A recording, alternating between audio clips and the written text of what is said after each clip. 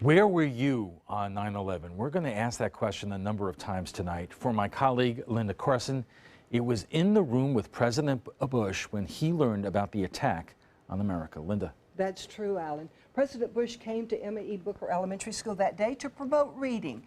3 media teams were allowed in the classroom with him. One was from the national media, one was from the Sarasota County school system, and from the local media, ABC7's chief photographer, Devin Marshall, and me. And then came the events that changed history. It started out as an exciting day. The president was visiting. He was going to talk to us about reading, and he was going to shake our hand.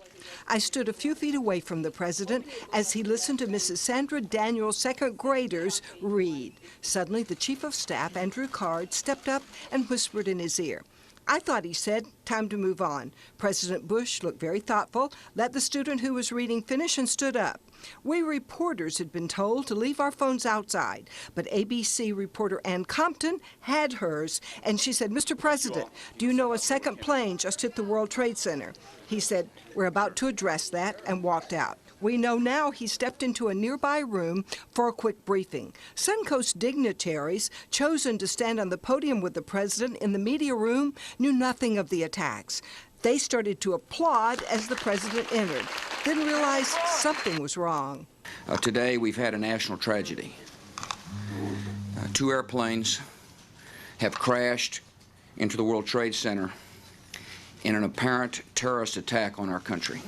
The president left immediately, boarded Air Force One, and took off. I was live at Emma E. Booker the rest of that day, still in shock that the president was in our little city on this tragic day. Then, unbelievably, we learned that the terrorists had trained here. The 2 terrorists who took over the controls of the 2 planes that crashed into the World Trade Center had trained at Huffman Aviation in Venice. Flight school owner Rudy Deckers remembers them well. I never liked Atta.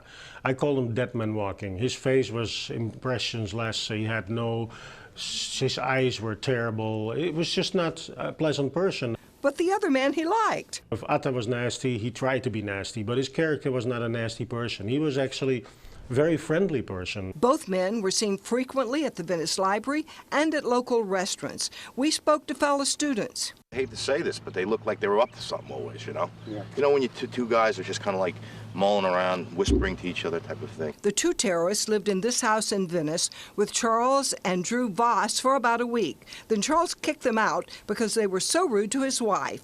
They also took flying lessons at Jones Aviation in Sarasota, but flunked out after 20 hours.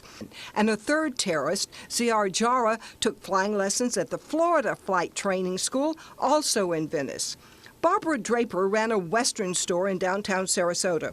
When she saw this newspaper, she was shocked to realize that the terrorist had shopped in her store. These 2 young men came in, and they were nice-looking boys, and they wanted to know if I had alligator boots. They turned out to be the one I was talking to, and he's the main one. He's the one I remember because I looked at him to order the boots. That was Ziad. And he was supposedly flew the plane in Pennsylvania. On the first anniversary of the attacks, we returned to Emma E. Booker to remember. What we're here to do today is to stop and think and honor the families, the victims, and the heroes of that 9/11 day.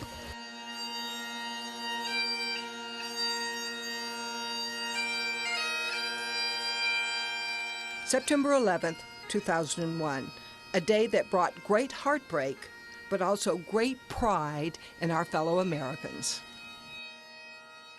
I had not been a fan of President George Bush until that day. I didn't vote for him, but seeing him address the nation, Alan, he was everything I could have ever wanted in a president. Linda, thank you.